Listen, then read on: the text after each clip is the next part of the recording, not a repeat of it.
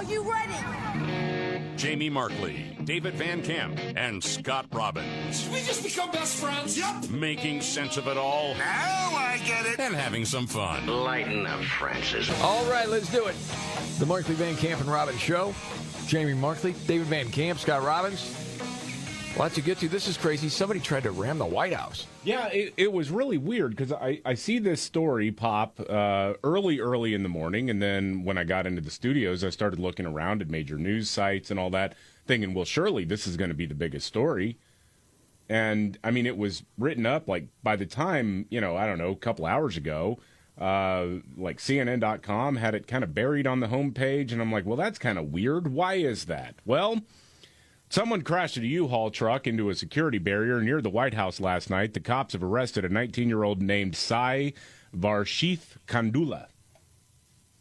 He's apparently from Chesterfield, Missouri. When he crashed the truck, he popped out and started waving a Nazi flag and apparently told the cops that he wanted to kill Biden and, quote, take over. He was trying to overthrow the government.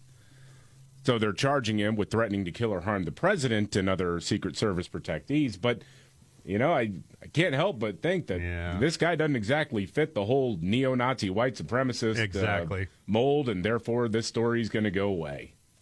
I mean, I didn't want to go all-in conspiracy, but, man, this thing reeked when I read the story. I'm like, what? Well, when you first see it, you don't know what happened, and all of a sudden you see this Nazi flag that's laid out like quite nicely right in front of the vehicle, and there's pictures taken. Yeah. And people are saying, is that the way evidence is treated ever? No. What is going on? Is this just for show? What is happening? Again, I don't know. I mean, they found he had a backpack, too. Is that right? Yeah, with, like, duct tape in it. Or duct tape in, I mean. So not fitting the profile of your everyday white supremacist. No. Right. No. Okay. All right.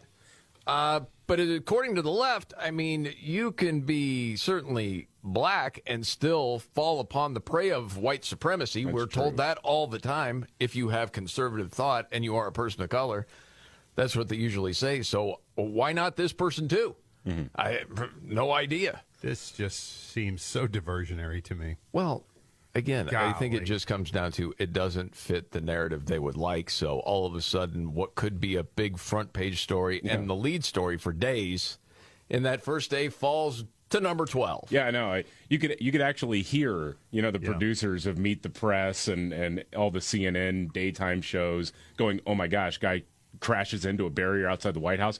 He was wearing he was waving a Nazi flag. He's from Chesterfield, Missouri.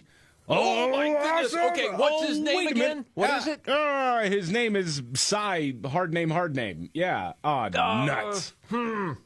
Unless we're going to have a story number 12. Unless we're going to have a national conversation about the radical Hindus, I think we're probably going to wind up not learning a lot more about this story. There's a lot of conversions going on in Chesterfield, Missouri. So more of that a little bit later. Okay, I can't wait to hear this audio that you have, David, talking about why Tucker Carlson got fired from Fox. Yeah, Chad Moore is a writer. He's been working on a biography of former Fox News host Tucker Carlson. The book is coming out in a couple of months. He put out a video yesterday promoting it, confirming that, yes, he has written this book. It's in the editing process now. And then added an interesting tidbit about why Tucker Carlson was fired and the lead up to him being fired. And, well, he's saying it does have to do with the Dominion voting systems lawsuit. Roll it. I've also seen the monologue that Tucker planned to deliver on Monday, April 24th, before his show was abruptly taken off the air. That monologue dealt with, among other things, investigations around January 6th, and particularly Ray Epps, the only person captured on video inciting people to violence at the Capitol that day, and allegedly an FBI informant who still has not been arrested or charged. Time out for just a second right there, just for the Ray Epps part. Remember the whole 60 Minutes thing on Ray Epps? Oh, yeah. That was less than satisfactory as far as answering questions. Anyway, okay. Ironically, a good part of the monologue also dealt with the people and forces that are trying to silence him, like AOC and others in government. It has now been reported that his firing was a condition demanded by Dominion as part of the settlement with Fox. Although Dominion has denied this, my sources have intimate knowledge of the situation, and they have assured me, even before this news leaked, that that is, in fact, the truth. If that is true, it would mean that a small group of people who have a controlling interest in Dominion have managed to silence what is arguably the most important and influential conservative voice in the country, possibly until after the next presidential election. Wow. The interesting part to me is that Tucker Carlson on Twitter actually shared that video. So obviously, it's true. If he thought it was BS, he wouldn't have shared it. No. At least that's what you would think. I'd seen Chadwick Moore on Tucker's show a few times, so it leads you to believe they're at least friendly. Yeah, man. That's interesting because I heard something else yesterday, and I think this may have been from Megyn Kelly, that there is, okay, I'm paraphrasing, someone that's, if not far left, pretty far on the left on the Fox board that really wanted Tucker gone. Mm-hmm. Now, does that have anything to do as well with the Dominion? Maybe, maybe not. But someone had the juice because what Fox has said has not made sense from day one. Because at first it was a mutual parting. That was a lie. Yeah. It was not at all. It was a firing. And then they've never really explained why he was fired. And it's certainly believed that Fox was leaking out all these damaging videos of Tucker saying that some woman was yummy, which then you hear the clip and he's like, and by the way, I was joking about I wouldn't call someone yummy. So, I mean, there was just nothing there as far as all this damaging video that was leaked. But I think it is true that that was Fox's way of saying, see, this is why he got fired. But the audience doesn't care. Like, if anything, and you said this too, David, it makes me like him more. Yeah. Seems like a real human. Yeah. So, wow. Especially when Tucker was the one that went after Sidney Powell, who was doing the whole Kraken thing with Dominion, and he obliterated her on Fox. That's the whole part about the Dominion thing that doesn't make any sense to me, why Dominion would be demanding that he get taken off of the air, because with all of that stuff. Well, he's the big fish, though. That's true. Right. I mean, they wanted to take out the big fish. That calling everyone to heel kind of thing. Yes. Yeah. Oh, maybe. You would have thought $800 million would have done enough. Right. $800 million and Tucker's head on a platter. Yeah, and you got to have his head, too? What? Yes. Who negotiated that deal? Yeah. Okay. Well, more on that, too, later on. Blinken? David, you saw this last night. I couldn't believe it when I got the text from you that, okay, the Dodgers are in, they're out, they're in, and now they're in again. So I'll set it up this way. The initial controversy was for their Pride Night thing, the L.A. Dodgers were bringing in this trans radical, whatever, drag queen group that mocks Catholicism. They do like sexy nun things, and it's just very. So a lot of people upside down crosses and writhing on crosses and all of this stuff. Yeah, a lot of people took offense to that, obviously, and they said, "Hey, that's not cool. You shouldn't do that." And so the LA Dodgers said, "Okay, we're not going to do it." And then the update to the update was that Pride LA, a very large gay organization in LA. Said, well, we're going to pull out of all Pride Night events for the L.A. Dodgers because they're not standing by these weirdos who dress up like nuns. And now the L.A. Dodgers have invited the freak show back. And I saw that, and man, I'll tell you, when they moved the All-Star game out of Atlanta because they caved to left-wing lies about the Georgia election bill, it's not, I wouldn't hear like calling for a boycott or whatever, but I personally haven't watched baseball since. And I've spent a lot of money and a lot of time on Major League Baseball in my life. I won't do it. I'll tell you what, in just a few short years, the amount of money you were spending to go to games was topping Robbins and I in a lifetime. Right. To go to World Series games. World Series tickets. For the Houston Astros and that kind of stuff. So, I mean, to me, it was like, okay, well, Major League Baseball clearly hates me. So I'm not going to do that. So I was having a conversation with somebody I know who's also a big baseball fan over the weekend, And no joke, I started to sit here and say, maybe I could start trying to watch a game. Because the problem is, every time baseball comes on, I just get pissed off at the organization. I'm like, okay, maybe I can try to get over it. I see this crap, I'm done. Major League Baseball hates you. They do. Well, part of this, too, Yeah. Robbins is the biggest baseball fan I know and have known for a long time. And so this ongoing thing on the show has been, Scott, baseball hates you. Oh, he sent me a text last night that said that. I did. I know. That's what I'm saying. That's why Baseball hates you. Yeah, I said this, and, you can accuse me of going full on Alex Jones or whatever if you want to, but I saw this L.A. Dodgers statement where they're groveling, and we want to have an inclusive environment, blah, blah, blah, blah. Unless you're Catholic, in which case Major League Baseball says, up yours. Dude, for what this group actually does is really offensive to a lot of people. Right. And that is the crazy thing of them saying, you know what? And the way they worded it, we are so sorry. Yeah. And we're so glad that the Sisters of Perpetual Indulgence basically accepted our apology and are now going to be on the field with us during Pride Night. Well, it's not like they had an option. It's like the sisters had another gig they moved on to. I mean, please. Of course they accepted it. And it was like the internal monologue I just shared with y'all, and I'll share it with anybody listening, is Major League Baseball hates you. It hates everything you believe in. It hates your values. It hates your politics. It hates your religion. It hates you even more for objecting to anything that goes against those things, your values, your politics, your worldview, your religion. It hates Gosh, I you. hate to hear that. I do. But it does. It hates you, and it hates your God. I don't know if you want us to actually say how you responded to that text, Scott.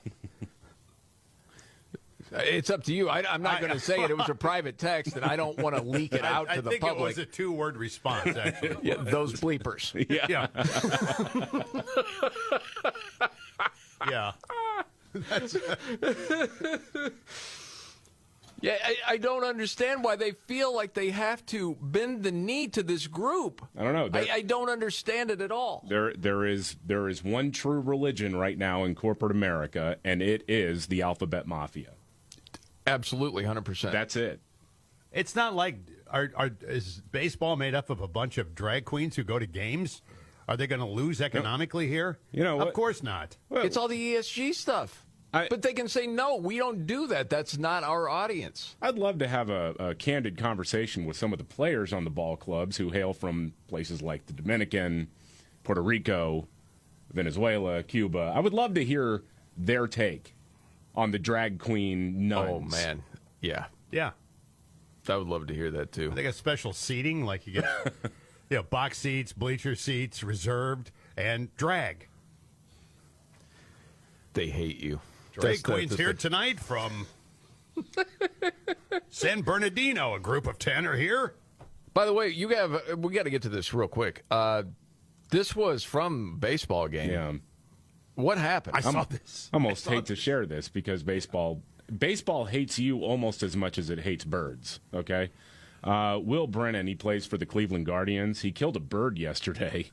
The bird was hanging out in the infield. Will was at bat, and he hit a hard grounder right at the bird. I mean, it just, boom. It really did kind of look like the Angry Birds video game. Just sort of hopped play-by-play? over to Yeah, here's the play-by-play. Base hit left field. Nice piece of hitting by Will Brennan. Didn't try to do too much. He took what was there and slapped it the other way. Get a shot right at shortstop, guys. We got a bird that may have been hit by that possibly. It's a bird that's not moving. Well, here comes the shovel. Yeah.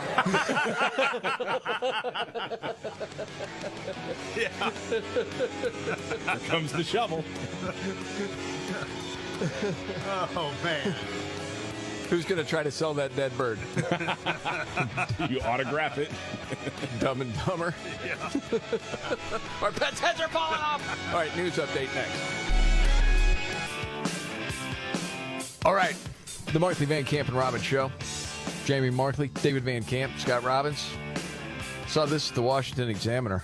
Headline: Explosion of AP climate change stories following $8 million environmental grant. Yeah, man, it's weird how when somebody gives you a bunch of money, maybe you're going to report on things friendly to their cause. Are you saying that you can buy the news?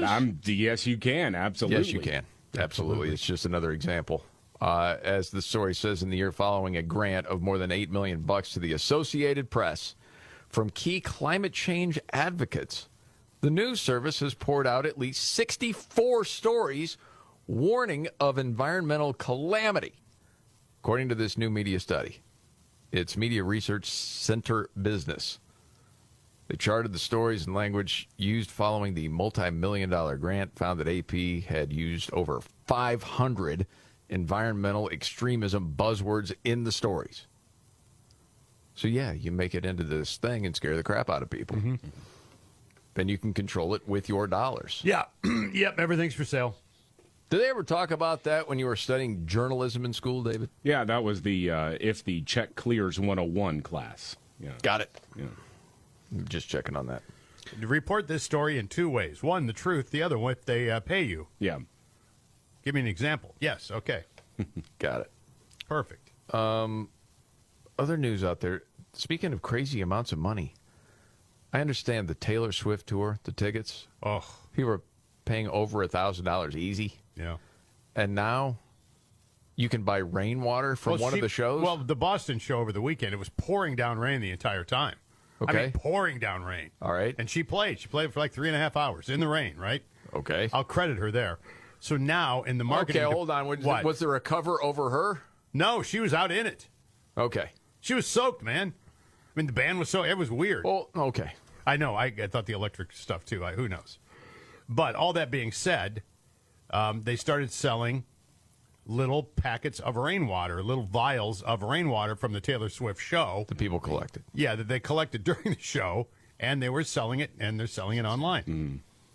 So you can buy it. Now, I've never seen this happen before, except in Kansas City, where you could buy water from the fountain, which is dumb, too, but... Okay. I mean, to me, if you're going to make that much money to sing in the rain, sing in the rain. I don't know if you get extra props, but hey, whatever, that's fine. Well, no, I mean, a lot of people would have canceled, I'm sure. Did you see Taylor Swift's fans want her to answer for her boyfriend's, quote, awful remarks? Mm-hmm. It's the dude from the 1975. Oh. And apparently he said some things that people thought were offensive. Okay. So some of her fans are saying, hey, we have started the Speak Up Now campaign, named after her Speak Now album. You need to address your boyfriend's quotes. And they say, use your platform responsibly and intentionally. Advocate for inclusivity, celebrate diversity, and promote empathy and understanding. He made chauvinistic jokes about women and said ignorant things about the LGBTQ community. Answer for it, Taylor. She wrote a whole ass song that was a hit for you people. Give it a rest. It's never enough. It's really going to hurt her career, you can tell. News update next. All right. The Markley, Van Camp, and Robbins Show. Jamie Markley, David Van Camp, Scott Robbins. Okay. Boy, I don't know what story I want to get to first. I could talk about another IRS investigator that is a whistleblower. Says there is misconduct with the Hunter Biden inquiry. We've already heard this. Yeah. It seems to be falling on deaf ears all over the place. Well, yeah. I mean, again, because when the media decides that they've picked a side, then, they'll do some requisite reporting like, oh, yeah, there may be some malfeasance. And look, we're going to ask the tough questions, blah, blah, blah. But it's not going to be like a dog with a bone. If this is again, I just try to imagine if this is Don Jr. a few years ago, and he's under investigation for tax evasion or tax fraud, things like that, and there's any inkling that the Justice Department or the higher-ups within the IRS are leveraging political influence to nudge an investigation one way or the other, I mean, that's all we'd be talking about right now. Absolutely. That's one of the reasons it makes it so frustrating. Mm-hmm. That you have what seems like maybe 30% of the country, upwards to half, know how crooked this entire thing is, and that nothing's being done about it. And people are just left frustrated. Doesn't it just make you shout, though? Because you keep thinking, my God, man. At some point. How does this not... I know. What's really behind this? I think we know. Yes. It's destroying the country. It just boggles your mind, though. It does. Okay, switching to this other story. This is about a college professor, David. Yeah. So this is a college professor at Hunter College in Manhattan. The pro-life group, Students for Life, had a table set up at Hunter College, handing out pro-life pamphlets and whatnot. You see stuff like that on college campuses all the time for one cause or another.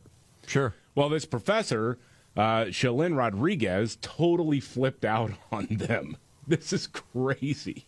Okay, roll it. You're not educating. This is propaganda. What are you going to do, like anti-trans next? Is that what you're going to do next? I mean, no, we're talking about abortion. This is violent. You're triggering my students. Oh, it's violent. I'm so tired of that crap. Yeah. Violence. A differing opinion is now violence. Well, making a compelling argument one way or another is now violence. Well, I would it's ridiculous. Just also like to add, how is it violent to speak out against killing unborn babies? I mean... Well, it's violence because you're hurting someone's feelings? I don't know, but again, this is another word that's been misappropriated. Violence now means anything that you disagree with. That verbally comes at you or that you have to read that you don't agree with is violence. Well, not only that, if you don't say anything. Well, silence is violence too, Jamie. That's right. It's what we've been told. So you can't talk, and if you do talk, you can't say anything. Well, you just can't say anything that would disagree with the narrative. Well, unbelievable. There's more. No, you're not. Because you can't even have a baby.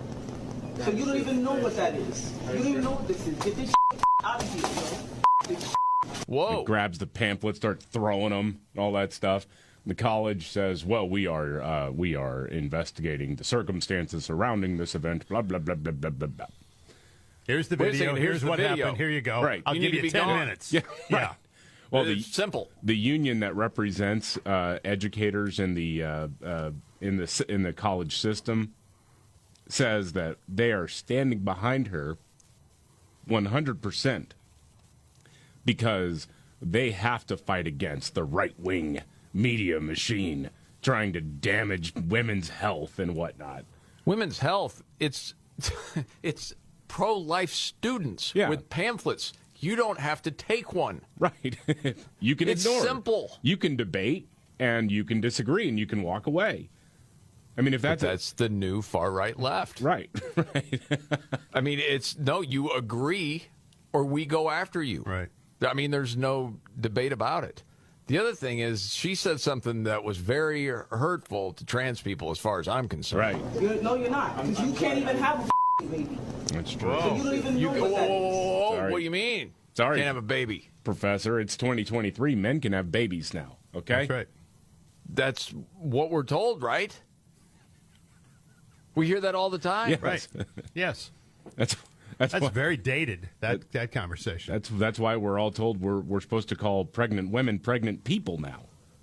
That's absolutely correct. As a woman or any menstruating person in this country. Yes, the AOC, to her point, and then you go back to that earlier on, I think the same professor said, what, are you going to go after trans people next? Yeah. Propaganda. What are you going to do, like anti-trans next? Anti-trans? Well, you're anti-trans. You're not recognizing that those pro-life gentlemen could become pregnant. Yeah, her saying that you can't have babies is, in fact, violence. Mm-hmm. Well, true. yes. Yeah. Yeah. And I'm sorry to be like old school. And I think it's my mom's voice ringing in my ears. Of, you think that's bad? I'll show you bad. Whatever it might be. Right, yeah. Like, you think this? Mm-hmm. Well, you have no idea. And it's like, you think that's violence? Somebody show them.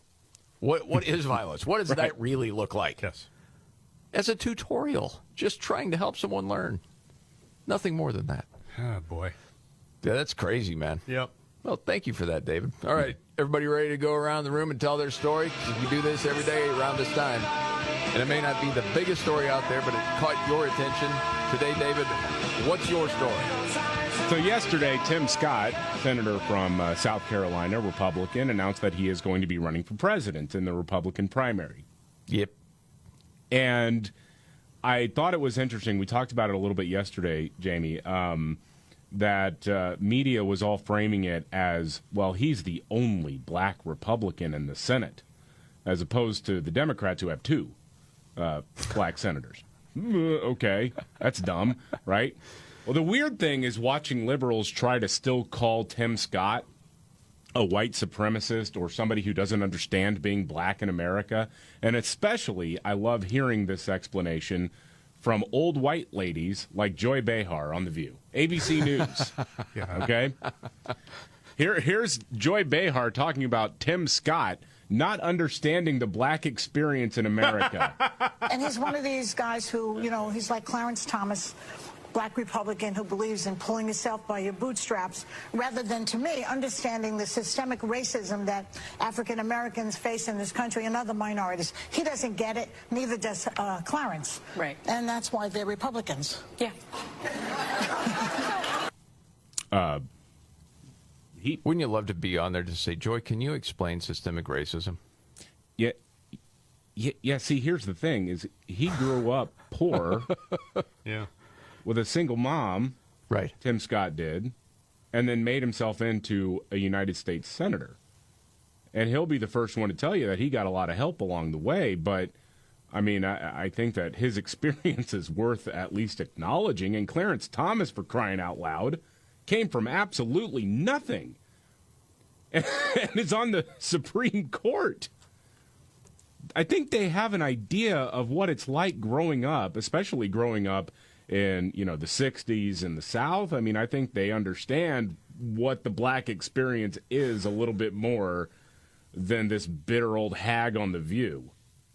Well, I know it's against the left rules for a white guy to even give an opinion on this, but it seems to me that those guys overcame real racism.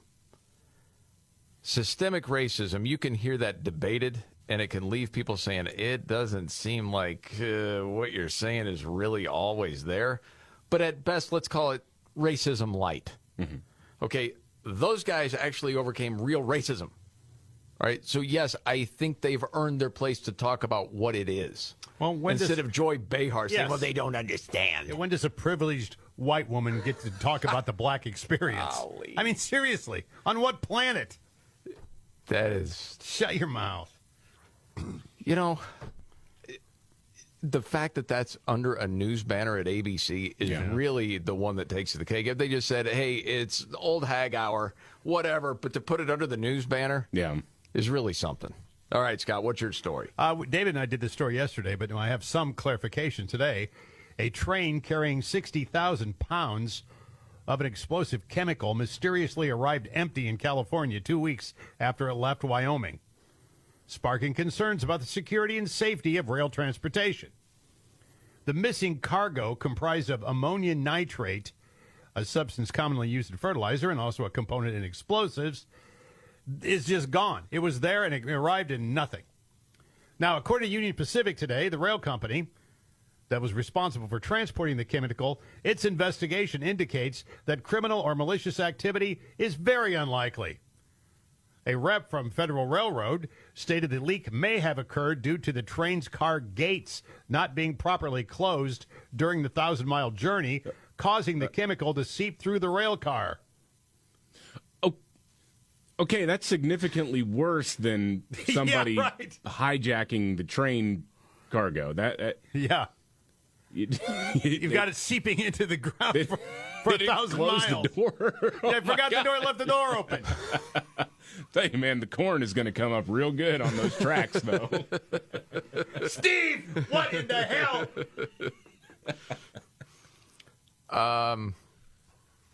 For my story, it's not a big deal. It's not even in the news. It's certainly not the biggest story of the day. It's just a clarification on something that was said yesterday on the show that I wasn't here. I think I had the clip of David talking about why I was out yesterday. Baby boy graduated needed an extra day for some cleanup, and well, there was a lot of food there, man. There was a huge spread. So. Yeah, and they're cleaning up the tissues as well as his baby boy. Yeah. I shouldn't say that, you know. His baby kid boy right is now, 3 inches taller than him.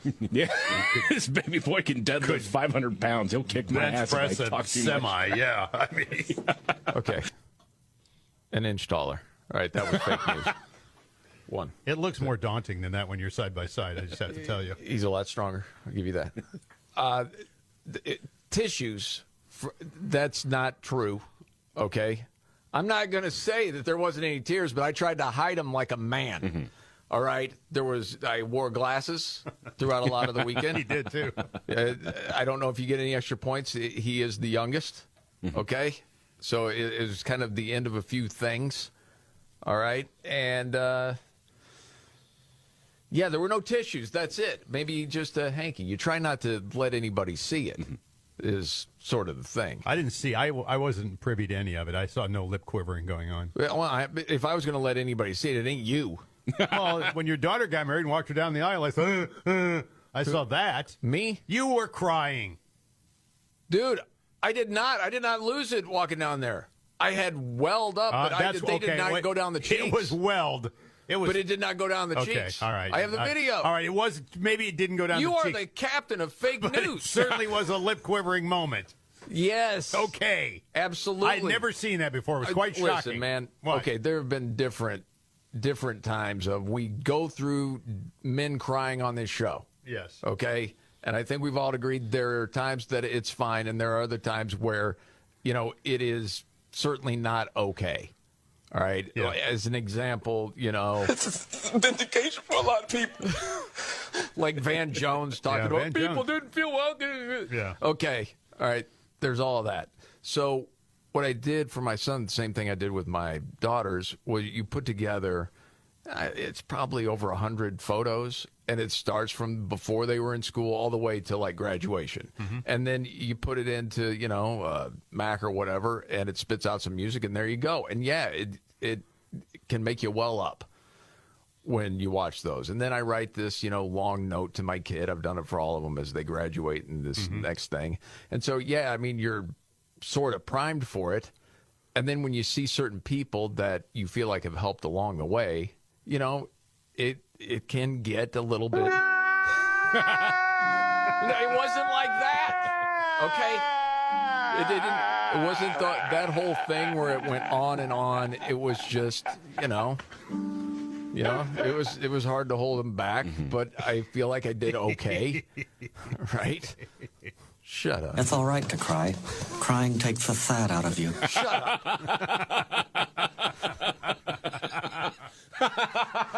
See, and this started, this was 6 years ago. My daughter graduated from high school. Yep. And Van Camp, you were still in the hospital, I think, Scott. Yeah, and I was. Van Camp would pile on every day. Yeah. Playing Green like Day. Time of Your Life from Yeah. Green Day and all that stuff. So I can't wait because you got 2 kids and you got this is in your future. And that's when the tears came. Yeah, I can't wait for all of that. So no, there was no picking up of Kleenex, but there may have been a tear or two. I was just trying to hold it back. So that's it. I did notice the shades though all day. So. Well, it was sunny too. Yeah. To be fair. But yeah, and that way, if you lose it at any point in time, then you can just cover it up real nice right there. Right. All right. So Very nice. now you know the real story, not just the fake news from Robbins. I didn't say it. He did. You said 3 inches taller.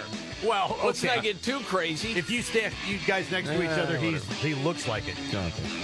I'm not popping off to him. Did you hear about the track athlete, you got to hear this story, and much more coming up. All right. The Markley, Van Camp, and Robbins Show. Jamie Markley, David Van Camp, Scott Robbins. Well, maybe you've already heard about this. Another one that's getting covered in a lot of places. Saw it in the New York Post. Transgender athlete took home a second-place medal. It was a crucial high school track and field competition in California. Yeah, saw this. Saw him at the podium. Yes, the biological male. Yes. Athena. Yes. Brian, a junior. Athena. Claimed the silver medal in the varsity girls 1,600-meter run.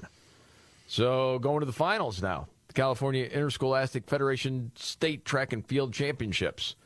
So the competitor that finished fourth, a real girl, lost a shot to compete at the state championships. Apparently, she appeared to give a thumbs down to spectators during the podium placement ceremony. Good. I don't blame her. No. Some people thought that was just terrible. Well, too freaking bad. You have a dude out there who just stole an opportunity from her. Correct. Down with the patriarchy. No, not like that. That's stupid. I totally agree. And then it says it's unclear whom Johnson was giving the thumbs down to or why. Well, it doesn't matter. And, yeah, by the way, Jamie Markley, David Van Camp, and Scott Robbins. We just become best friends. Yep. Making sense of it all. Now I get it. And having some fun. Jamie Markley, David Van Camp, Scott Robbins. Okay, Joe Biden's age, of course, it's an issue. Yeah. But then, and listen to him and say, there's an issue there. He keeps turning to greet ghosts. Yeah. There's no one there, and he's got his hand out, and he's looking around. It's embarrassing. Well, I mean, he actually did call out and look for a congresswoman who'd been dead for a few weeks. Yes. Where's Jackie? Remember all that? And then the White House is out there saying, well, she was on top of mind. That's what he... No, he was looking for her. I mean, he was looking around the room. I always wanted to shake hands with Harry Truman. You know, I don't even like the framing of it's a question about his age, even. It's not about just the age, because... I agree with you. I mean, Bernie Sanders is almost the same age, right? I mean, within a couple of years. And Bernie Sanders, I disagree with all of his politics, but does seem more with it. He can carry on a conversation. Absolutely. Yes. And I think Bernie's too old, to be honest. Sure. But, I mean, yeah, cognitive ability between those two guys is not even close. Right. I thought this was funny, though. Hillary Clinton did an event with the Financial Times, and she was asked about Joe Biden's age. And the setup, the question I love, and they show video of him almost falling downstairs because, you know, he walks, well, kind of like a penguin a little bit because his feet are numb. Yes, it's very stiff-legged. It's a stiff gait. Yeah. Yes. All right, roll it. Now, there was that heart-stopping moment where he almost fell over coming down the stairs a day or two ago. He didn't use the railings. Jill wasn't there. Hold on. Jill wasn't there, didn't use the railings. It was a heart-stopping moment. It's like a heart-stopping. You've seen it before. It wasn't like, oh, it's not like you're clutching your seat. I mean, I saw him fall up the stairs. Yes. Going on to Air Force One more than once. Heart-stopping. All right, go ahead. He didn't use the railings. Jill wasn't there with him. Every time that happens, your heart is in your mouth because these things could be consequential. Is that a concern? And we've had presidents who've fallen before who were a lot younger, and people didn't go into, heart palpitations. His age is an issue, and people have every right to consider it. But, he has this great saying, and I think he's right. Don't judge him by running against the Almighty, but against the alternative.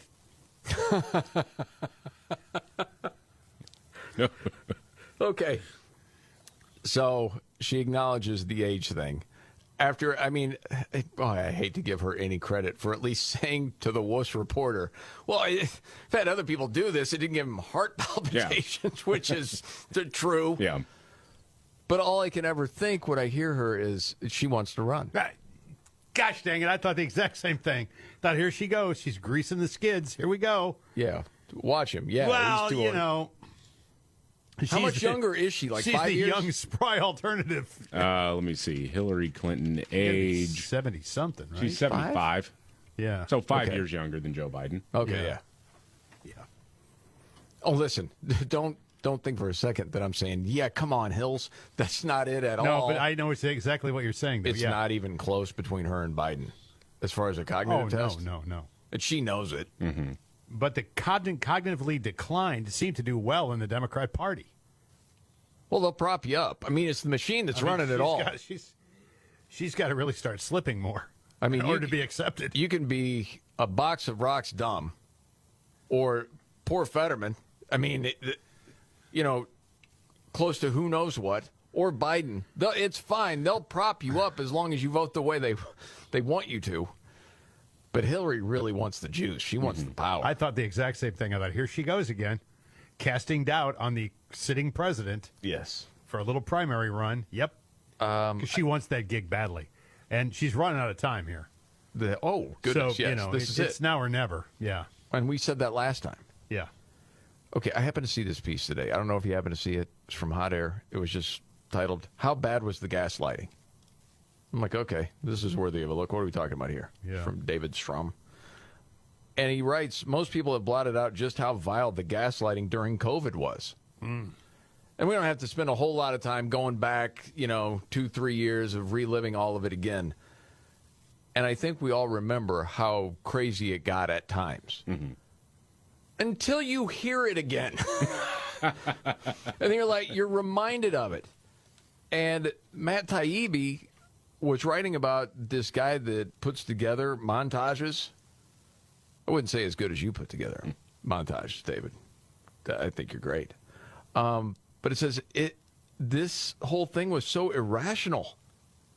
When you're talking about COVID itself, then the vaccine, and then the unvaccinated. And the thing goes for 11 minutes, all right? And I watched the entire thing. And it's amazing that you have so many people in our country that still look to some of these people on broadcast news to get their information, or some of these politicians that they took their word as gospel, that they still put trust there.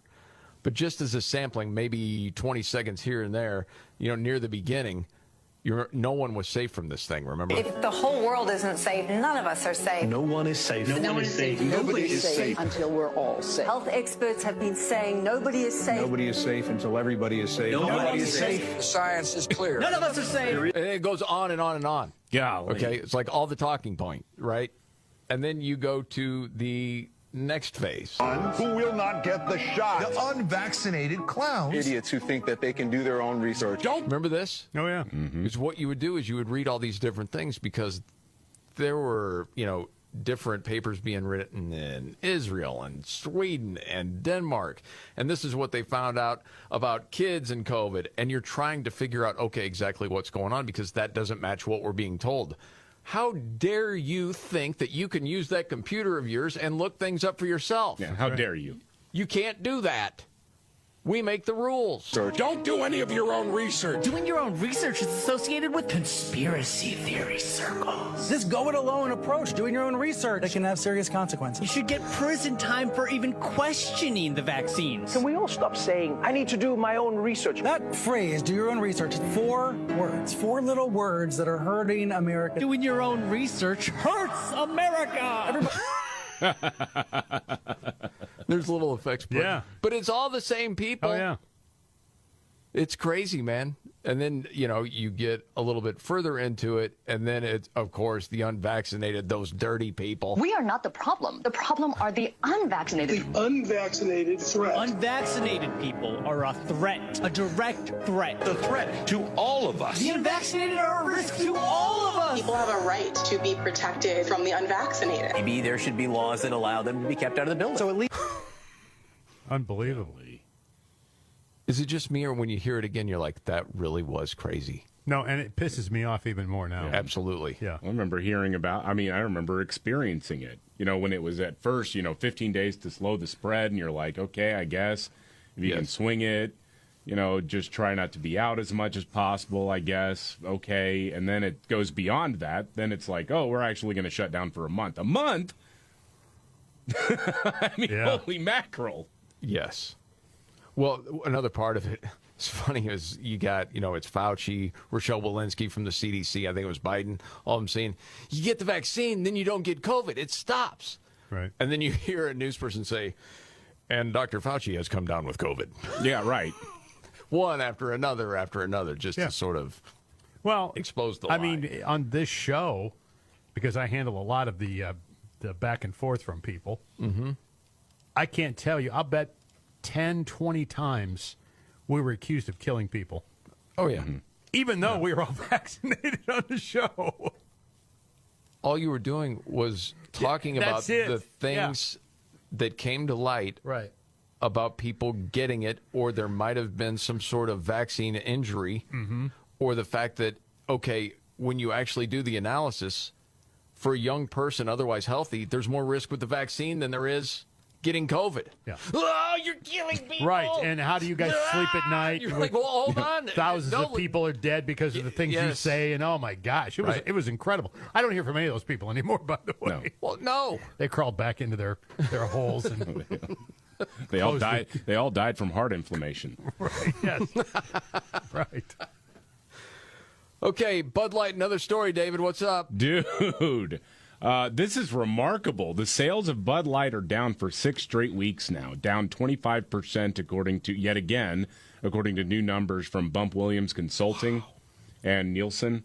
And what's even worse than that is it's having an effect on other Anheuser-Busch brands as well. Michelob Ultra sales were off about 3% versus a year ago in the latest week. Bud Heavy sales down about 10% in back-to-back weeks.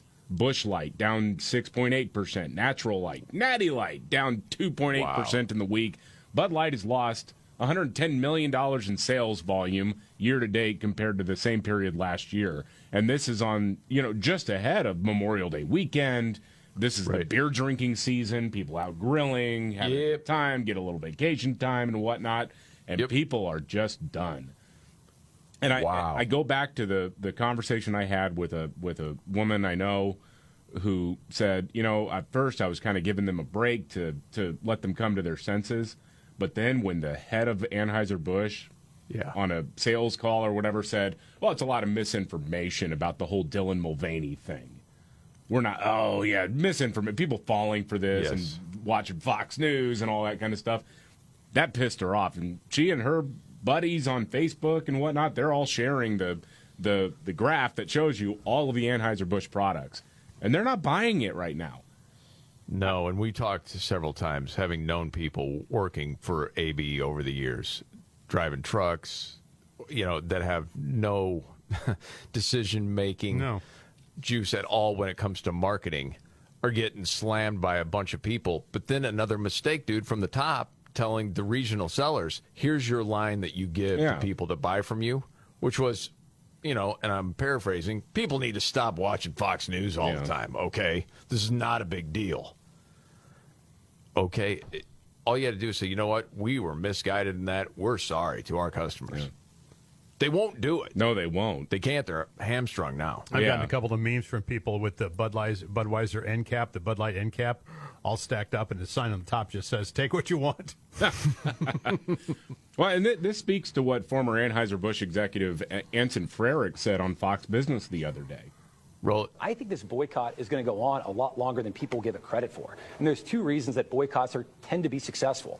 The first is when it's easy for consumers to switch to other brands. And then secondarily, when people feel like they're having an impact. And in this, Bud Light, it's not very that much different from Coors Light or Miller Lite. It's water, it's barley, it's hops. What sets it apart is its messaging. And so it's easy for consumers to switch to the grocery store, the convenience store. And then separately, consumers feel like they're having an impact.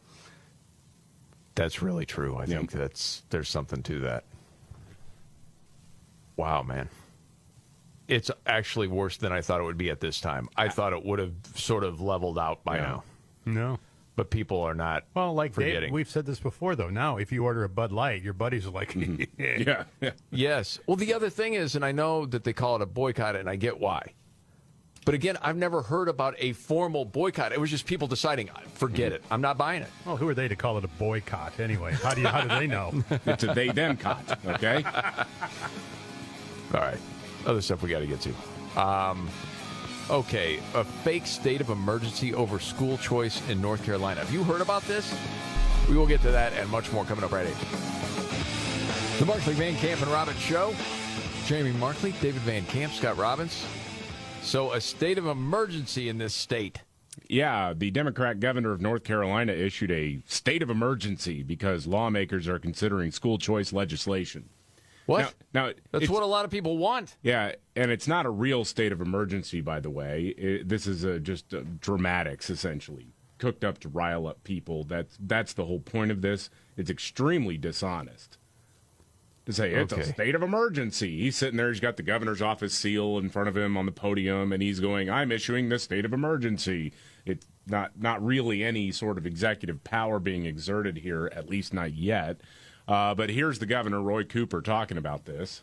All right, Roy, what do you got? I'm declaring this state of emergency because you need to know what's happening. All right. If you care about public schools in North Carolina, I do. It's time to take immediate action. Why? Their private school voucher scheme will pour your tax money into private schools that are unaccountable to the public and can decide which students they want to keep out. Huh? When kids leave public schools for private schools, the public schools lose hundreds of millions of dollars. Wait a second. I thought, though, then I will have the choice of what public school I can send my kid to. Yeah, it sort of seems like that's the ultimate accountability, isn't it? Yes. Because then it'll be like a meritocracy. What schools are doing well? Where do you want to send your kids? Yeah. So if you're failing as a school and I'm forced to send my kid there, I want out of that situation. Mm-hmm. So what's the emergency? It seems like this is a good thing. Well, especially for marginalized kids. Oh, sure. Well, yeah, because the knock used to be only kids from a wealthy background were allowed to go to these private schools because of the cost. Including the governor's kids. Yes, by the way. right, exactly. Yeah. Yeah, of course. Wouldn't you know it? They all are. But they don't want that.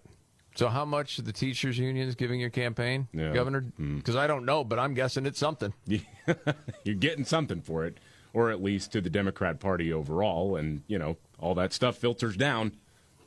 Yes. Man, they just do not like the competition either. They don't like competing at all. No, and so the state of emergency, blah, blah, blah. And competition always creates excellence. It doesn't matter what it is.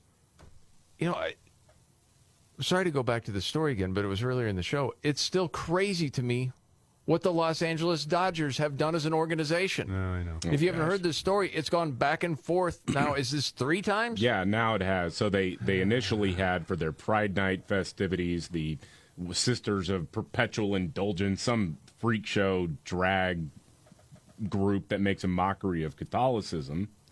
And then in crazy ways. Yeah, and then after backlash, they were disinvited, and then there was backlash to that. So now the LA Dodgers have decided, you know what, that's right. We care more about the official state religion of the Alphabet Mafia than most of the fans in the stands. Major League Baseball hates you, period, the end. Well, and the way they apologize to this group, drag queens, and it's crazy. This is the Markley, Van Camp, and Robbins show. Oh, we got caught up on time there. I don't know what you would have as the biggest story of the day. I know that's not it. To me, it kind of is, because it really illustrates what we're all up against, is that you can have a group that completely makes a mockery of one of the world's largest religions, as long as it is in service of the secular religion of drag and trans ideology. And the Dodgers saying, we want to offer our sincerest apologies to the Sisters of Perpetual Indulgence and all their friends and families. And we're going to do the work. And all I can hear in my head is David saying they hate you. Major League Baseball hates you, yes. It's like that Alex Jones thing, man. They hate you. They hate God. They hate children. And damn them now. News update. The Markley, Van Camp, and Robbins show. Jamie Markley, David Van Camp, Scott Robbins. Okay, is DeSantis still scheduled to announce tomorrow that he's running for president? That's what, again, that's what we keep hearing, is that tomorrow is the day that the governor of Florida, Ron DeSantis, will declare that he is running for president formally. Somebody noticed that he changed his Twitter handle from Ron DeSantis FL for Florida to just Ron DeSantis. Subtle things, right? That's what people were pointing out last night. And so, of course, the knives are out, and, you will wait to see what Republicans say and how this whole primary process plays out. But a hack reporter with Puck News just got buried by Team DeSantis. Really? It's hilarious. So Tara Palmieri wrote some piece about how she followed Ron DeSantis around trying to get him to answer her deranged questions. Now, as she writes it, I'll just read a couple of ways that she characterized these interactions. It was my first personal observation of what DeSantis' critics mean when they call him a paper tiger.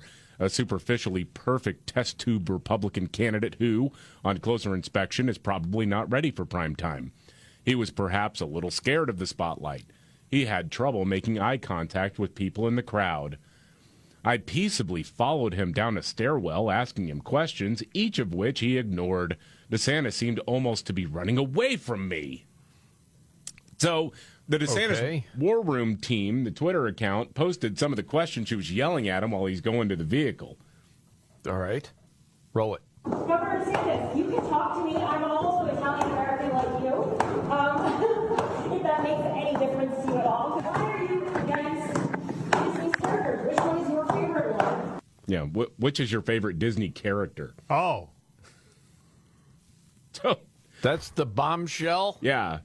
From the hack reporter? He Yeah. won't answer my questions. Yeah, I'm probably going to ignore you, too, if you're following me around, saying, hey, you're...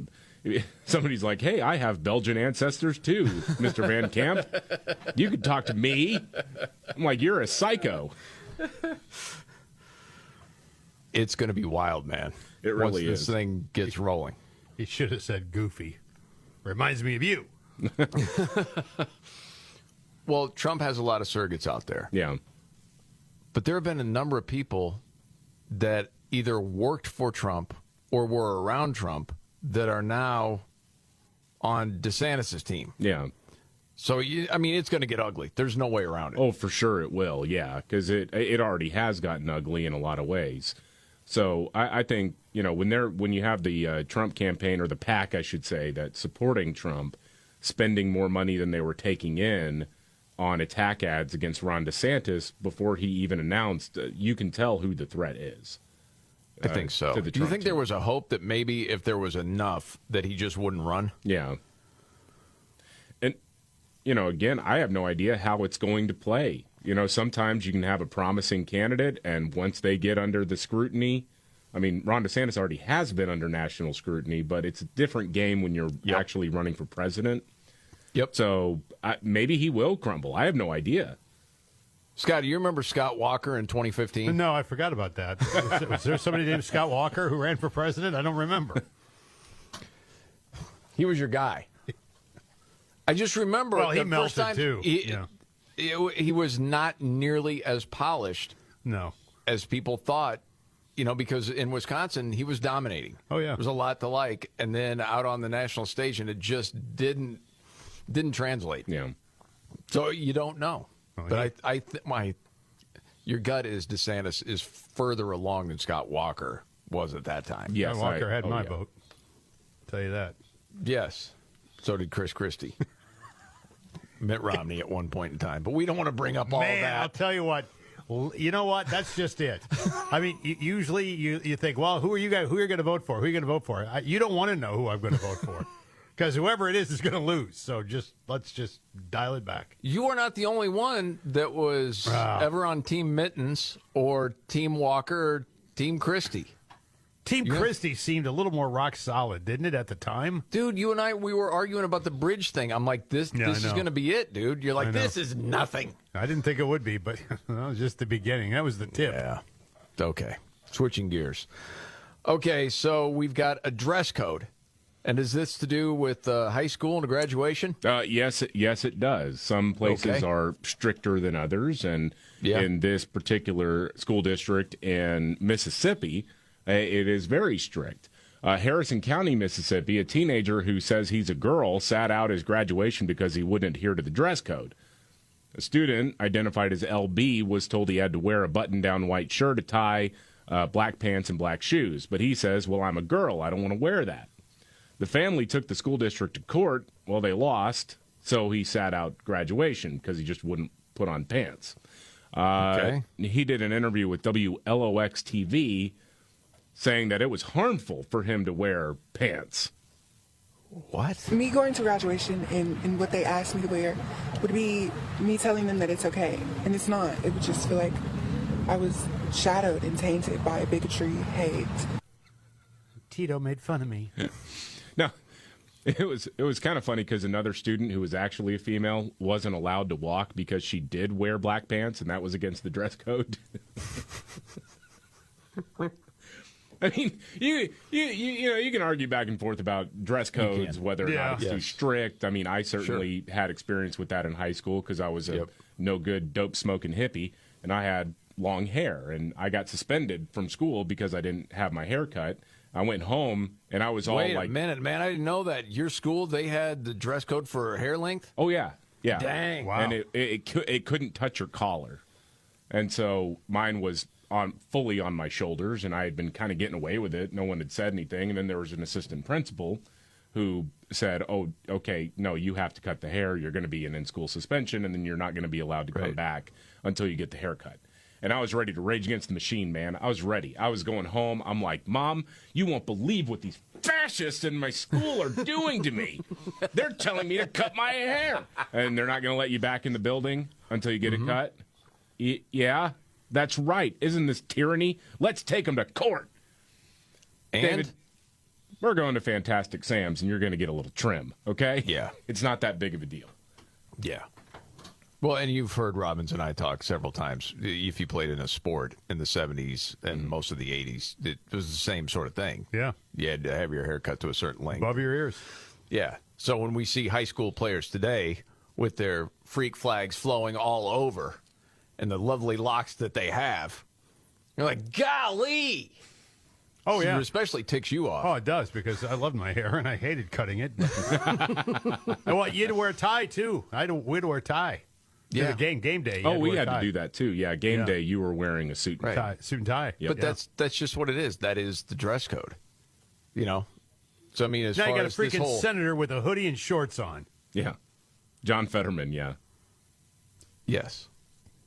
But as far as this whole thing, that's the dress code. And then, well, it's bigotry and hate. Well, okay. So what's going to happen? Yeah, it's the local TV station. We're gonna make this a story because this is we see this as injustice. No, because you ask most people, yeah, that was a dress code. Get over it. You don't want to go to the graduation? Don't go. Right. You don't have to.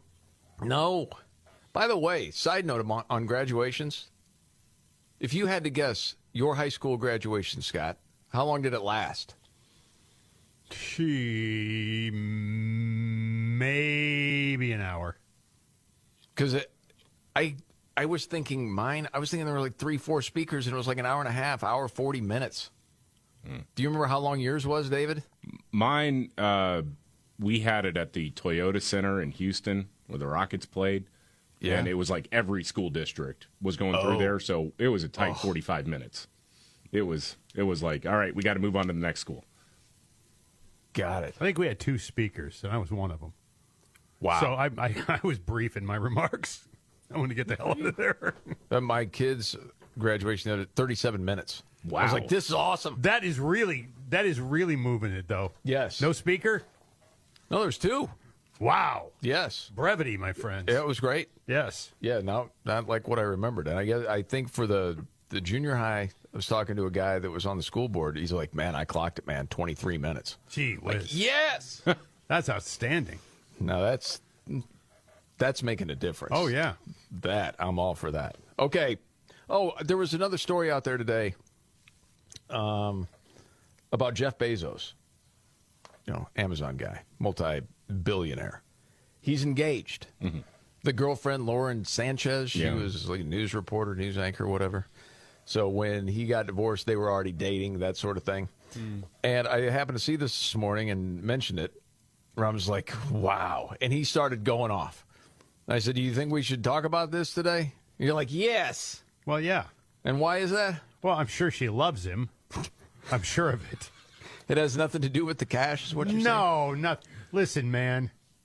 A dude can look like Quasimodo, and if he's got dough, he's got a hot one. I'm telling you. Well, he's 59. You said sometimes, because you said she looks a lot younger. She does. She's 53. He's 59. Yeah, well, that's not completely crazy then, like some of them. Right. But, I mean, the way she talks about him, I mean, it's genuine. It has nothing to do with them. Yeah, I know. I know, because I'll tell you what, if the guy was putting aluminum siding up in your house, she'd feel exactly the same way. No, okay, yeah. If Jeff Bezos was actually driving an Amazon truck, she would have nothing to do with him. No, she'd still love him because of his sparkling personality. Well, it says... Garbage. What she has said about him in the past, that He inspires me every day. He makes me a better person. He's the most loving human I know. And then when she wished him happy birthday a little while back, happy birthday to the man of my dreams, who lights up my world with his laughter and kind heart. Oh, God. You have shown me that no great love is not bravely fought for. Yeah. Thank you for always being by my side and for being the most loving and supportive partner. What'd you get me for your birthday? Yeah, I'll tell you. The other thing, have you seen the $500 million yacht? Yes, of course. Do you see what is on the front of that ship? It's like a mermaid sculpture of her. Of course. Well, yeah. Which is incredible. She loves him, though. And here's the thing, man. Somebody said this to me a long time ago. Women, and men, powerful men, wealthy men, always will attract women. Yeah. It doesn't work in reverse. Because the guy said Roseanne Barr is the most powerful woman in the planet and has more money than you will ever have. No dude's going, yes. Tom Arnold did. Well, okay. Well, Tom Arnold did. But to your point, it's not that I disagree. It's a whole different thing, right? Yeah. I forget, she was married, had a couple of kids. She also shares a son with Tony Gonzalez, the former NFL great. I forgot about that. Yes. I know. Can I say what's going through your mind? Dude, once you get in the club, you're always in the club. You enter the forbidden city and you never leave. You're just always there. Did this also go through your mind? Because I want to see how well I know you. You're also thinking, how do you go from Tony Gonzalez to Jeff Bezos? They're $2 billion. That's what. It's a few extra zeros. Yeah. Gonzalez is a pauper compared. Yes. Only got one Jag? What? Another thing real quick, and I'll make it short. I happen to see there's always these surveys and research things going on. The question was, is it better for your marriage to have joint bank accounts or separate? And they did this with a bunch of newlyweds. And as it turns out, it's better to share. You're more invested. It goes a lot worse if you have different accounts. We can get into more of that later, but that's the big takeaway. What happened to my money? It's our money now, Scott. It's me. Oh, a story about Uber you got to hear straight ahead. The Markley, Van Camp, and Robbins Show. Jamie Markley, David Van Camp, Scott Robbins. Okay, David, news update on a story we had earlier. Yeah, so there's this pro-life group, Students for Life. They had set up a table at Hunter College in Manhattan. They were handing out pro-life pamphlets and whatnot, and they posted this video of a professor, Shalyn Rodriguez, completely losing it on them. Yes. This is violent. You're triggering my students. Oh, I'm sorry about that. No, you're not. Because you can't even have a baby. So you don't even know what that is. You don't even know what this is. Get this out of here, man. So, yeah, obviously that's unhinged. She's throwing the pamphlets around and everything. Right. Now the update is the New York Post had a reporter go to her apartment to try to talk to her. That's what they do. Yep. And she comes out of the apartment wielding a machete and puts the machete to the reporter's neck. Oh, my gosh. You got the audio? Yeah. Here we go. Away from my door. Get the away from my door. Let's get out of here. You can't do that. Yeah. So then, and they don't have, they didn't post any video of this because obviously they were getting the heck out of Dodge. But as the reporter and the photographer were leaving the building, she winds up with machete in hand, following them down the street, saying, "I'm going to chop you up." So obviously she's having a good day. Oh, man. I know the laws are a little lax there in New York, but that's against the law, isn't it? Well, you can change a lot of hearts and minds holding a machete, though. It's true.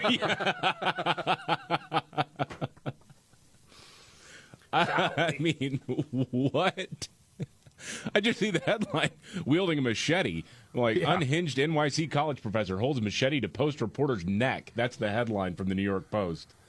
And I'm like, what? No, come on. Did she at least have it sheathed or something? Nope. She got the blade, like, sitting there on his neck.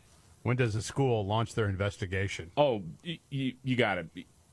your career's over. Well, right? I would think so, yeah. Well, here's the thing, man. I keep thinking of this montage from the left of no one is above the law. Right. Okay, no one's above the law. Right. Okay, this person's not above the law. Even though you see it more and more at different universities, the people running them think they are. And in some cases, it does seem like they are actually above the law, but it should not be here. So we'll see what happens. You can't do that. Mm-hmm. I got to hear that piece of audio again. The machete to the neck. Crying out loud. Away from my door. Get the away from my door. Let's get out of here. Good idea. Yeah, no kidding.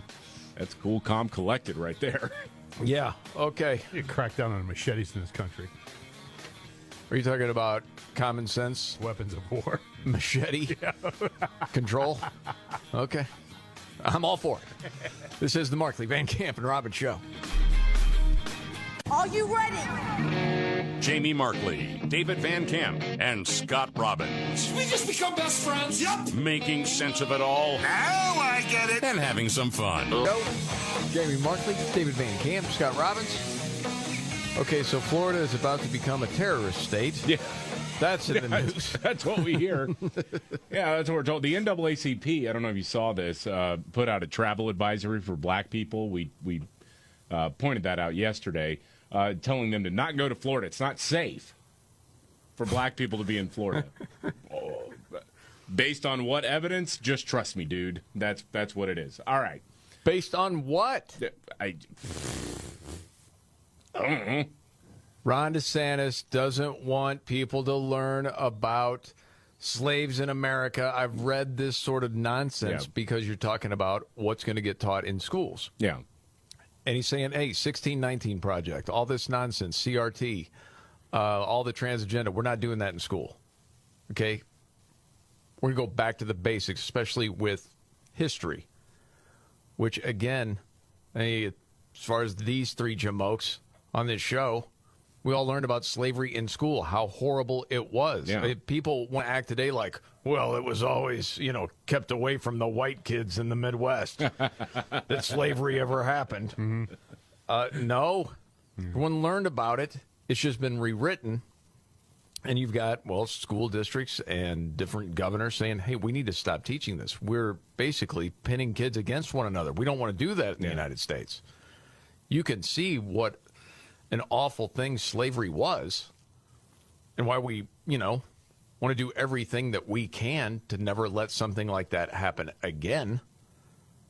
Not pretend it never happened, but also not focus on it that we're still suffering from the same things we were in the past, how much we've grown as a complete society. Yeah. Oh, you can't do that. Right. So that being said, this activist says that Florida is about to be a terrorist state? Oh, yeah. A Democrat activist named Aisha Mills praised the move on MSNBC, the whole travel advisory nonsense. Oh, my goodness. I just took my family to spring break in Florida recently, and I think about all of the folks who traveled there for sun and joy and peace and restoration. And to be reminded that actually this is getting to the point where Florida is about to be a terrorist state to many of us here in America. Certainly as a lesbian, as a black woman, I don't want to have anything to do with the place. Why? But think about that statement, too, though. I just went there on vacation, but I don't want anything to do with the state. Right. Was there something that drastically changed between your vacation and now? I don't know. Is this something to do with what's going to be taught in schools? Is that what you're getting at? It's so interesting to me about Florida. It's supposed to be this evil place. They do everything wrong. Yet the likes of AOC keep vacationing there. Yeah, it's odd. Isn't that a neat trip? There. It's oppressive. Well, I can't wait to go back. They went there during COVID, so they didn't have to wear a mask. But yeah, it's like the governor of Illinois, J.B. Pritzker. Yeah, and he did too. The oppression down there. I can't wait to send my family back to take care of my horses. Right. Yeah, he's got a horse farm there. Yes. Because apparently during COVID, people who tended to horses couldn't leave the house. Is that what it was? Yeah, somebody had to do it. You'd leave the house to get to Florida. Then once you're there, then it's fine. Then stay in that house. Yeah, unless you're feeding the horses. Unbelievable. It's I don't read think that- most I read people that too, honestly though. believe this crap. Do No, you? they don't. No, I don't. But this is the thing. This is what these activist groups try to do all the time. You take it up to 11 on the outrage meter all the time, knowing that 90% of people will never really hear the full story or anything like that. So all you do is trick people into associating Florida bad, Florida bad, Florida bad. Okay. That's how this works. All right. Moving on. Oh, I saw a piece, man. If I had it all to do over again. Let's talk about smartphones. This is a piece written about parents that are saying no to smartphones with their kids. Yeah, it's tough. That's a tough note, too, by the way. It is. Wow. For a lot of the kids. But the parents know what is best for them in this situation, and they see what's going on. It was kind of interesting the way the story was written, too, from Olivia Reingold. Said every time one of his classmates gets a smartphone, Jet Rogers thinks to himself, there goes another one. Said it kind of feels like I've lost a friend. Whenever I'm with them, they're zoned out and always on their phone. Mm-hmm. But the kid, a middle schooler in Salt Lake City, says he still can't shake the desire to join the club. 6 months ago, the only other holdout in his 30-strong group of friends got an iPhone. Said it kind of made me feel left out and jealous. But later, I don't want one because I know what happens. And they're talking about, there's kids bumping into each other in the hallway, everyone's staring at their phones. A lot of teachers started giving up on the school's no phone policy, knowing students hide their devices up their hoodie sleeves and then pull them out as soon as nobody's looking. And at lunch hour, everyone eats alone, scrolling TikTok while they're eating. Dang. And it said at 13 years old, Jet is part of a small but growing minority group of holdouts. By age 12, check this, because you get the kids coming up, David. 7 out of 10 American kids own a smartphone. They also spend about 8 hours online a day, inhaling TikTok trends, toggling between texts, and turning their daily lives into Snapchat and Instagram content. Most will have seen pornography by the age of 12, with 3 in 4 teenage boys saying they watch adult content at least once a week. The growing body of research shows that smartphones are at least partly to blame for skyrocketing rates of teenage anxiety and depression. According to an author reporting on a recent worldwide study, our smartphone use among nearly 28,000 youths put it, the younger the age of getting the first smartphone, the worse the mental health the young adult reports today. Man. They also knew that so many people knew about this ahead of time. That's why the likes of the leader of, is Bill Gates, Google's leader, famously kept smartphones away from their own kids. Steve Jobs limited his kids' screen time altogether. What did you do? Made mistakes. Okay. I just wondered if... I want to say it was like flip phones in middle school, smartphone once you get to high school, but went earlier with my son because the cost was the same. It was like, at some point, it actually is going to cost more for the flip phone than it is to get a hand-me-down smartphone. Mm-hmm. And looking back on it, I wish I would have paid the extra money just to get the flip phone. It's hard to measure now. Different kids are, they handle it in different ways. And some will look at it like, I'm going to put it down because I know it's not good. And different kids, at different times have said, all right, I'm going a month without this. Maybe it's an app or without the phone altogether. And you always come back with the same thing. Boy, I'm so much better without it. But then you gravitate back toward it. Yep. It's interesting, man. And I wonder what we're going to find out, years from now, what this has actually done to kids. Because we really don't know the full effects yet from when this really became a thing 10 or 15 years ago. Well, there's the mental, and then there's also the physical side of it. I know it's one of those things that sounds ridiculous. It sounds like Old Man River a little bit, but when you're staring down at your phone all the time, that does have an impact on your posture, on your neck muscles, on your joints, things like that. It's like, man, you're gonna have like 25-year-olds walking around with arthritis. Yeah, not to mention the amount of time you're not actually out doing things. Yeah.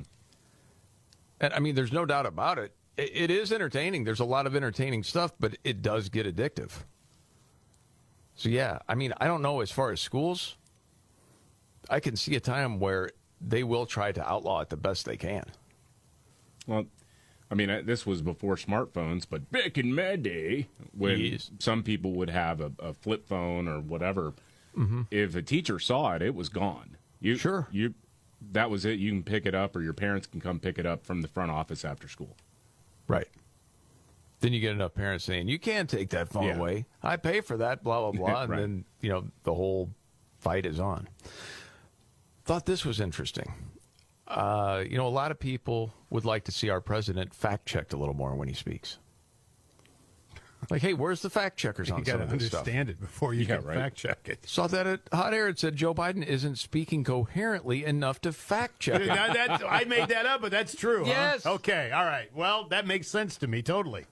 And so I think, different people had tweeted out Biden talking in Japan for like 40 seconds. They're saying, okay, what do you make of this? And so then the White House team posted a transcript of the remarks, and they left in a couple of the blunders and then put strike-through fonts on the errors. Yeah. But the rest of it was very much cleaned up by his handlers. Yeah. So if you're trying to fact-check it, you're trying to figure out exactly, well, what was he actually trying to say? Because we're not really sure. And as David has pointed out many times, he struggles with numbers. Like Miley. Oh, yeah. So, again, if you're to fact-check this, how do you go about it? And there's a lot of other, for example, the idea that we're, in terms of taxes, that they refuse to, for example, I was able to balance the budget and pass everything from the global warming bill. Anyway, I was able to... All right, time out right here. By the way, and this is, of course, in front of all the world leaders. Yeah. Okay. Roll on. Cut by $1.7 billion in the first 2 years, the deficit that we were accumulating. And because I was able to say to it that the 55 corporations in America that made $400 billion, or $40 billion, $400 billion, that they pay zero in tax. Zero. Okay. All right, fact checker David.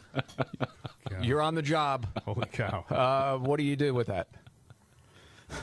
Throw your hands up in the air and say, I quit. Yeah. I'm going to go work at Denny's.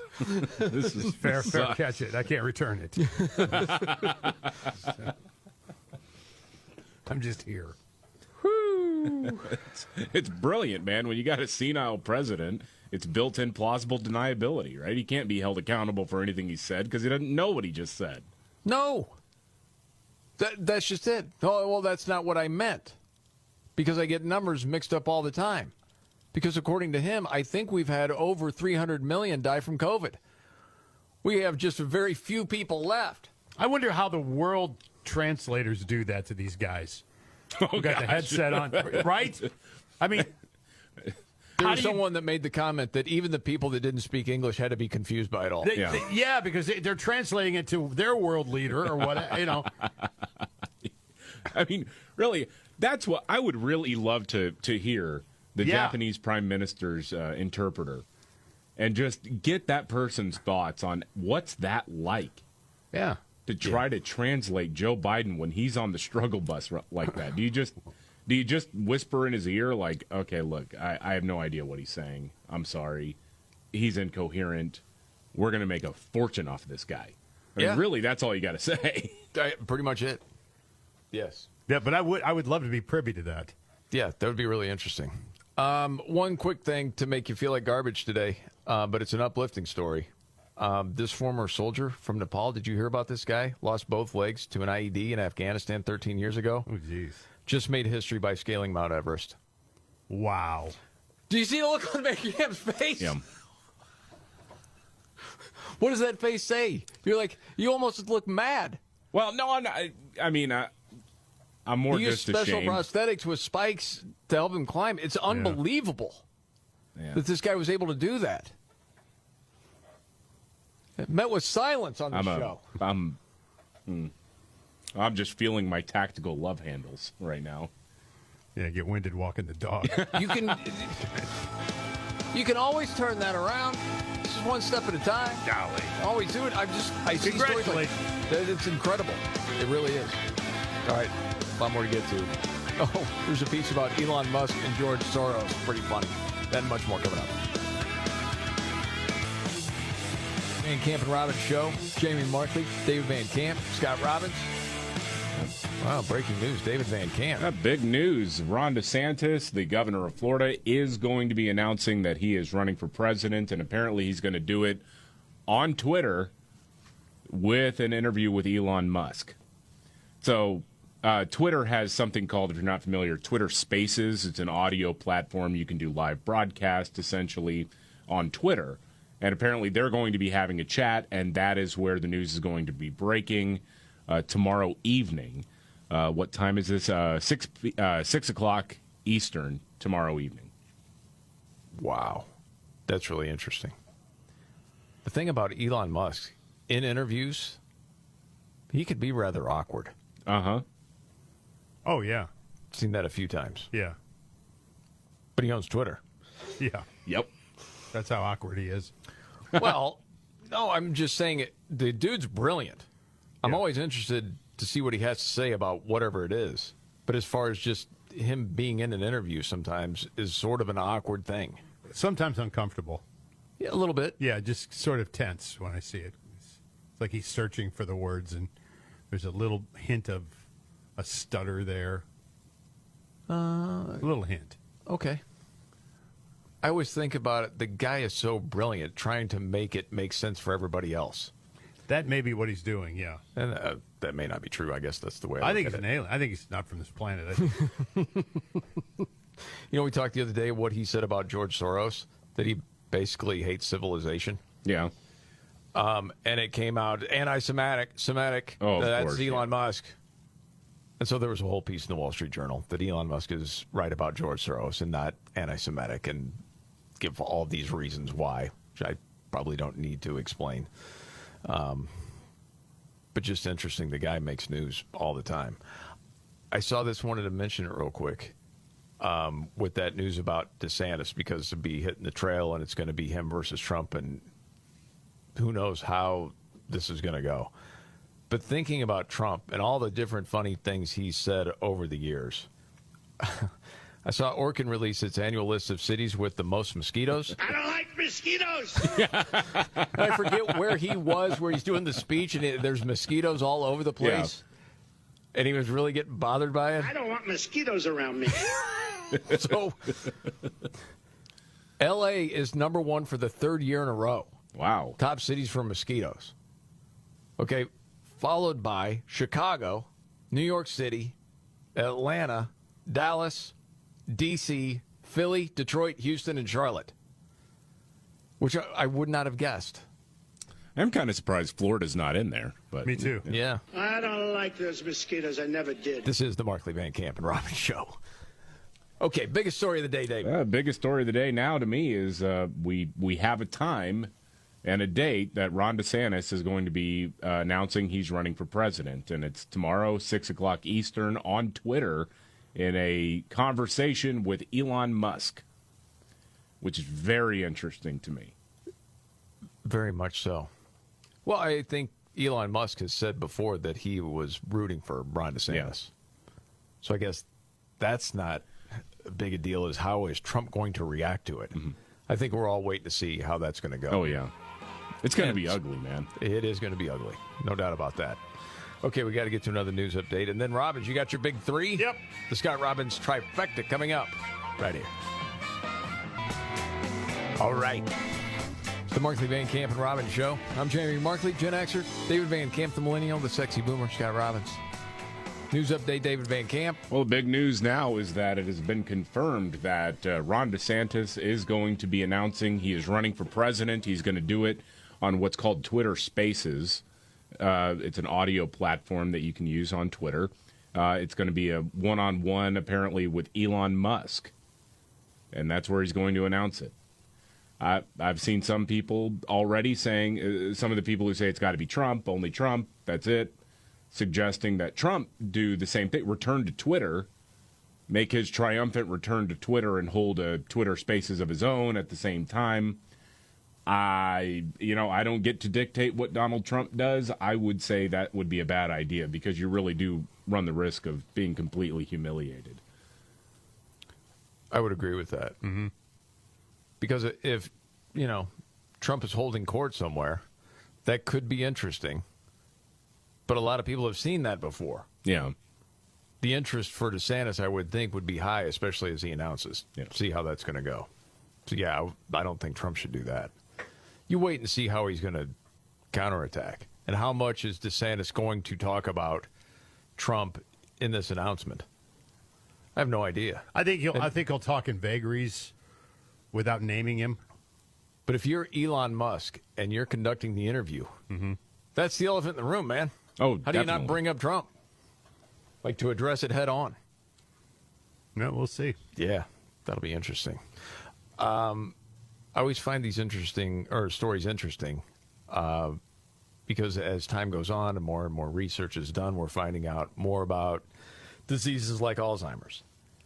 And this piece in the Wall Street Journal said that deep sleep may be the best defense against Alzheimer's. I don't know if you'd ever heard that before. I know deep sleep, there's a lot of things that it cures or at least staves off anyway. I mean, other diseases too. Yes. All around good for your body. Yeah, good for your body, yeah. But there's the different stages of sleep. There's the light sleep. There's the deep sleep. There's the REM sleep. How do you know? Well, if you do a sleep study, you can certainly find out. That'd be the only way. I mean, like if you are wearing your Fitbit to bed, Scott, it can tell you. I don't know how accurate that is. Yeah, I don't either. But it will tell you, all right, for how long a period were you in REM sleep, that sort of thing. Again, I'm not saying, well, that's totally accurate. I'm not quite sure about that. I've heard conflicting reports on that. But in this piece, it talked about poor sleep has long been linked to Alzheimer's. But it's the chicken and egg conundrum. What came first? Right. They're not quite sure. But during deep sleep, the brain produces slow electrical waves and flushes out neurotoxins in the brain, which can be hallmarks of the disease. So that would be a good thing. Goes on to say studies have shown that even one night of lousy sleep can lead to an increase of amyloid. A week of disrupted sleep can raise the amount of tau, which is, yes, especially insidious because over time it can strangle neurons from the inside out.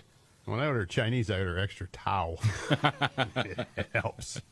I don't think you want to do that for your brain, to be honest. No. You don't want that. Okay. So it does say those with Alzheimer's experience sleep disturbances year before they develop cognitive symptoms, but the pathology that underlies the disease can itself disrupt sleep. So poor sleep may increase the risk of Alzheimer's and be an early symptom of it. It also is possible that those that are at higher genetic risk for the disease are more prone to sleep disturbances. So if you're listening and going, oh, man, I do have sleep disturbances. Crap. Yeah. Most people who toss and turn at night don't develop Alzheimer's. Most do not.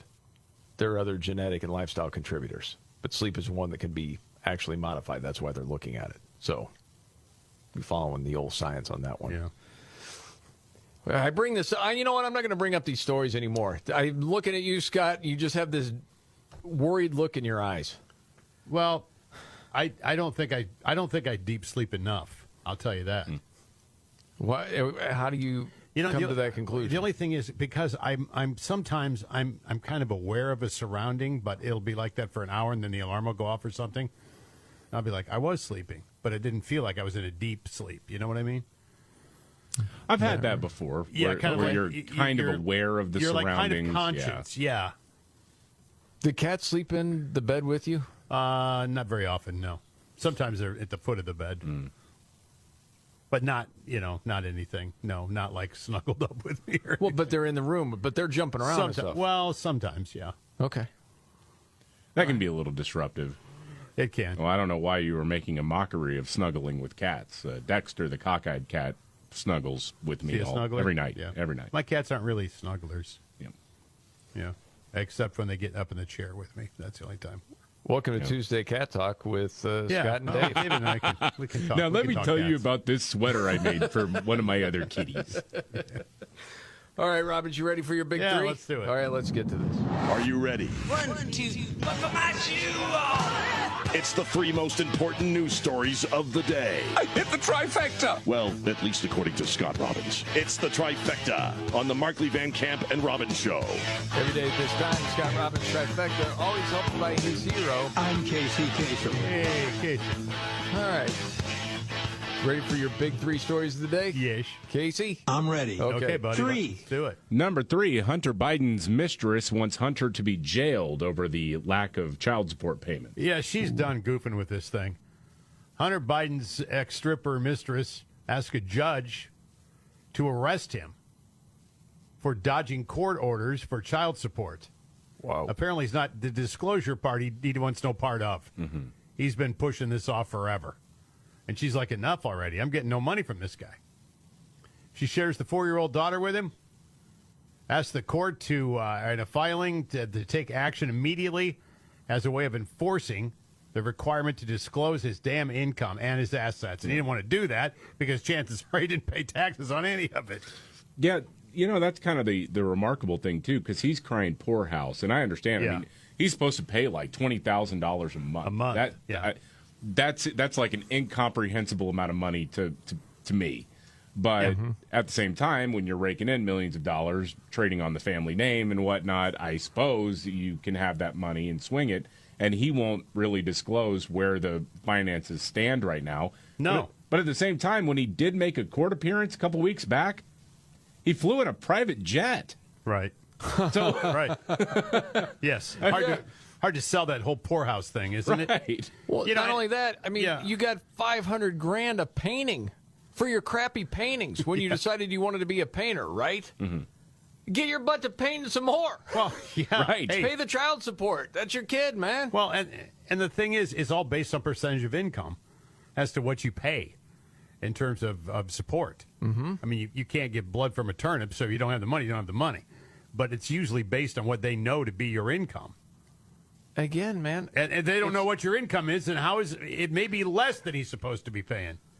And mainstream media doesn't pay attention to the story at all. No. And how the Biden family just doesn't come forth and say, hey, first of all, let's welcome the daughter into the family. Yeah. If nothing else, for political optics' sake. Yeah. And then here's some money to help you. But no. Hunter hasn't met her. The family hasn't met her. She's 4 years old. Wow, man.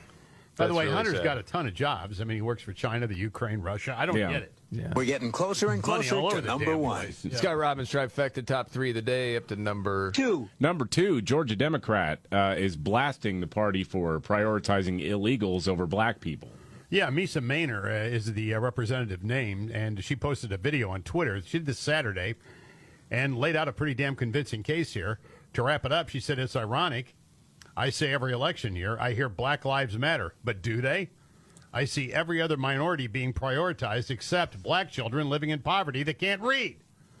We'll send $1 million to the border for the immigrants, but black communities, not even a shout out. I'm sorry, I don't agree with that. I'm not backing down. I'm just now getting started on this. I've actually brought that point up. Yeah, you have. You have. Like, what? Yeah. The left, where are they? It's constantly telling us we have these different communities that are just, living in poverty with no chance. But we're just giving money to more people coming in instead of paying attention to people from their own logic. That doesn't make sense, does it? I mean, but that's the first one I remember saying it. Absolutely dead on point here. She articulates it very well. I mean, no honest Democrat can deny that. And therein lies the problem, of course. Well, I mean, if you really get to the root of all these different problems, okay, it's not lack of funds. Mm-hmm. Funds have been put in these areas many, many times. It doesn't work. A lot of the tactics have just not worked. But my whole point is, when the left is always saying, what about these underserved communities? Yeah. We need to do something about this. Well, okay, but then how can you just say, well, we got to take more in all the time? Well, it doesn't make sense. It's a rubber-stamped vote. That's what they think. Yes. We don't have to really do anything. We just have to say we're doing things. Yeah, rubber stamp vote. Okay. Scott Robbins trifecta, top 3 of the day. Yeah. And up to number 1. Thank you. Number 1, Target is holding an emergency meeting over its trans merchandise. Oops. Oops. Some Target stores were forced by the corporation to move the LGBTQ pride merchandise away from the front of the locations. They all got together on the phone call, and a lot of Target stores across the country, maybe in smaller cities, were like, hey, we're getting hammered on this stuff. People are pissed. I mean, yes. they don't want to deal with this.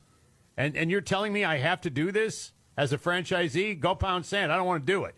I don't want to end up Bud Light. So they caved and said, well, okay, you can take it all. You can take it and move it around the store. You can't take it all the way down, but you can move it away from the optics of when you walk in. That's what you see. Interesting. So many of them across the country, and a lot of it has to do with that the pouch thing on the swimsuit, on the women's swimsuit with the extra pouch. Yeah. For the male genitalia. That women don't need. The tuck as it's known? Yes. Now they're saying, hey, that's a big lie. The children, there was nothing like that in the children's section. This was all adults. According to them.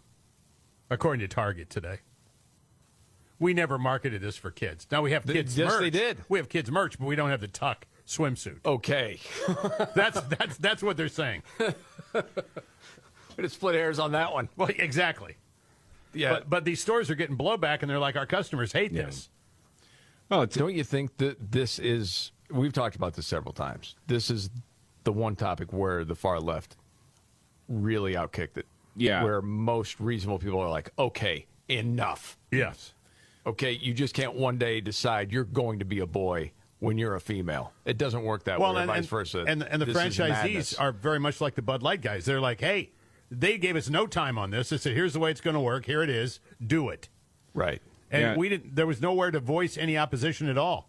And I think it is just even beyond the trans stuff. I think it is the overall pride stuff. Like, there's a lot of people, no ill will towards anyone who's gay. No ill will at all. Don't care. But are freaking exhausted by getting inundated with this stuff all the time. Agree. You know, and you know, you got the gay Ford Raptor.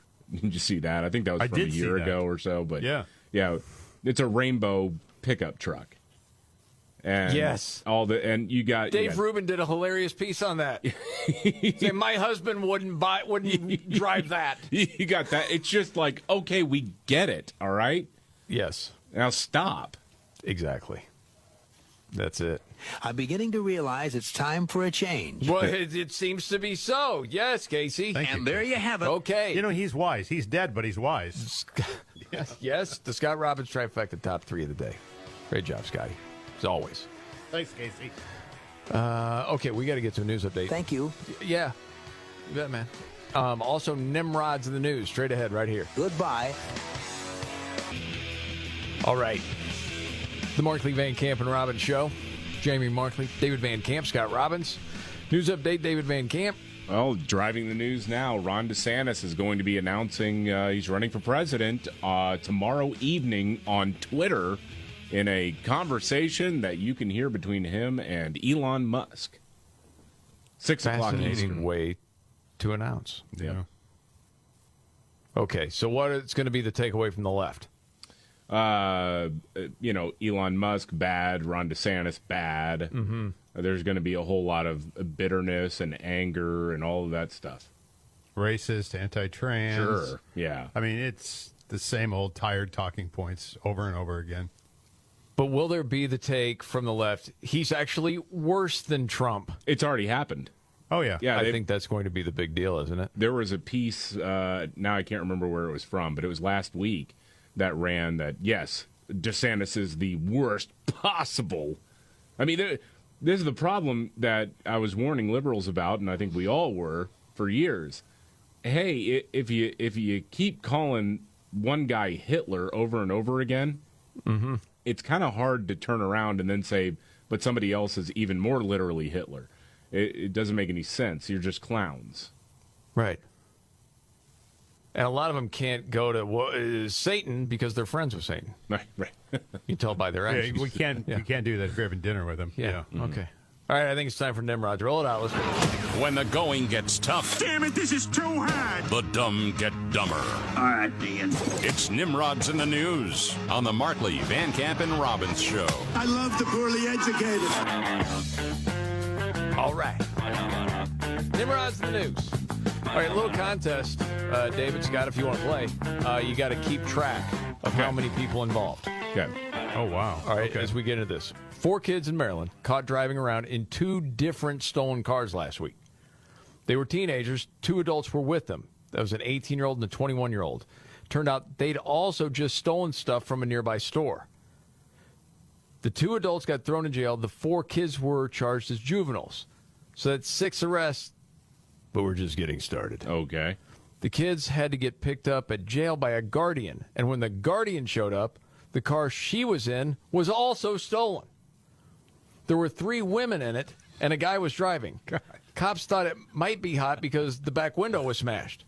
After the 3 women got dropped off, cops tracked down the car and arrested 4 more people inside it. The driver and 3 other teenagers. Meanwhile, the 3 women who got dropped off at the jail also got arrested. Did you get the total? 10? 12. 13. Scott's close.